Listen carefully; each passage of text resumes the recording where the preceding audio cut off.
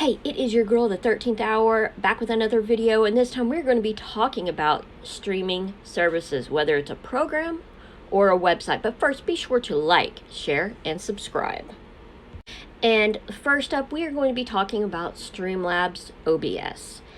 And they have a reputation of not being the best of the best, but they are a good starter if you're wanting something mostly free.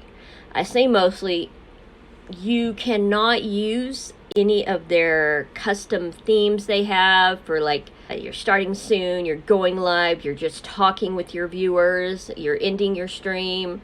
They have very little you can use, but you can import your own custom theme if, like, you made one or somebody made you one or you bought one, and you can put it directly in. You just have to do it by hand. And it can be a little bit of a pain. Okay, so the next one I want to talk about is Restream.io. Now, this is a great service. Like Streamlabs, it's only mostly free. You have to deal with watermarks, which kind of sucks. But you can stream to multiple platforms without having to pay anything. You can't, like, stream to 3 different Twitch channels unless you're willing to pay the money for it. You do have to pay a monthly or annual, like you do in many other platforms. But the thing about Restream is you can stream anywhere, more or less. There are some exceptions, like Facebook.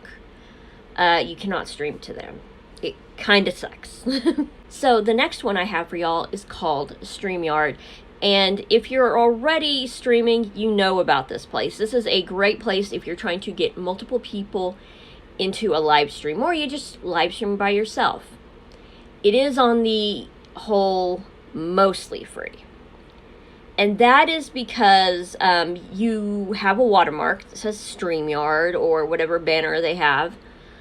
Or you can pay.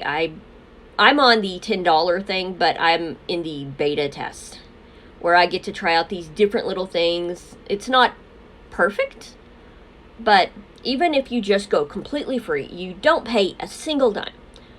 You can't put any special graphics on it, which sucks, but you have the option of sharing a window, well, one of your screens.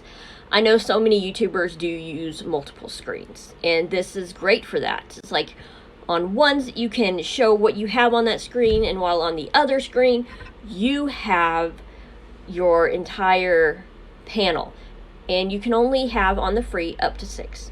If you're paying for it, it's up to 10 people, which kind of can be worth it if you're trying to get a large group of people to talk with, which is great. So this brings to a sort of a 2-part number 1 choice for me, and that is OBS Studio. And OBS Studio, oh, the sky is the limit. There are so many customizations you can do. And one of the ways I utilize it is with the whole OBS.live plugin from Stream Elements. Stream Elements is an absolutely free service. Some people might consider them more like Streamlabs OBS, but that's a yes and no. They offer free graphics, free widgets, a lot of free stuff. And with OBS Studio, there is a lot you can do. There's a lot of plugins the website itself offers you. Just go search Google and, like, spectralization. That is actually when you see the waveform, and you can actually show what when there is actual sound, and you can find out if you're trying to test future streams, if it is picking up any extra background noise, which is great. But for streaming, it has so many options, so many plugins. We've got browser, we've got audio input. You can have your desktop sound being picked up, especially if you're doing live streaming with a capture card and you are on, say, you could be on Xbox or Discord, and it will pick up that sound. And that's without having to use, like, the Banana plugin, where it can filter out all the sound, which, that's a completely different video. But there is a lot of options here, especially if you use the OBS.live plugin. They basically, you can set up a merch store, you can set up donations, all number of things. You can set up a loyalty system for your viewers. There's just so much stuff in one part from the Stream Element side, and then just from the OBS Studio side. The Studio is worth its weight in gold. I use it during my live streams because it's so much easier, especially if you are streaming by yourself.